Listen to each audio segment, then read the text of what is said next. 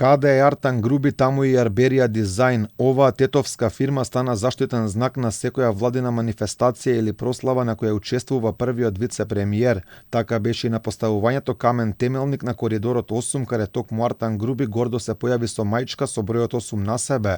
Дали била ангажирана од владата, Министерството за политички систем или пак од страна на изведувачот Бектел Јенка, одговор нема. Поставивме исти прашања и до владата и до Министерството за политички систем.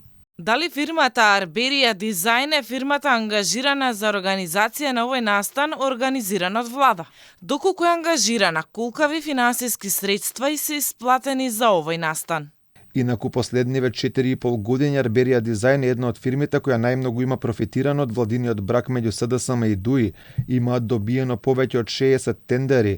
Најмногу заработија за организацијата на 20 годишнината од рамковниот договор во 2021 година, кога тендерот за таа цел беше неверојатни половина милион евра. Фантастични 70.000 евра заработија и летово зад нас, кога го организираа концертот на Министерството за политички систем за 21 година од рамковниот договор.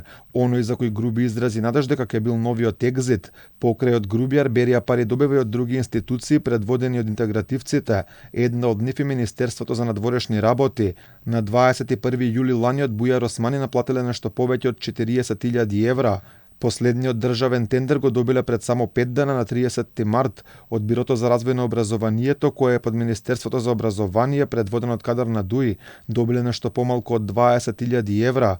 Инаку токму Арберија најголемиот донатор на интегративците. Од 2015 година околу оваа фирма во септември 2022, кога постојаа шпекулации дека го добиле тендерот за печатење на учебниците, беше запрашан и Груби, но не беше расположен да говори.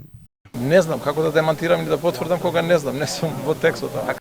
Покрај ДУИ своји омилени фирми си има и СДСМ, една од нив е Рейтинг, агенција која за 2,5 години од централната и локалната власт, тогаш предводена од социјалдемократите, доби речиси 1 милион евра, најмногу добија во август минатата година кога за промоција на македонското вино во Белград во рамките на Отворен Балкан инкасираа 420.000 евра. Инаку агенцијата Рейтинг е во сопственост на Никола Спасов, син на Ѓорги Спасов, своевремено министер за правда од 1997 до 1998 во владата на СДСМ, предводена од Бранко Црвенковски.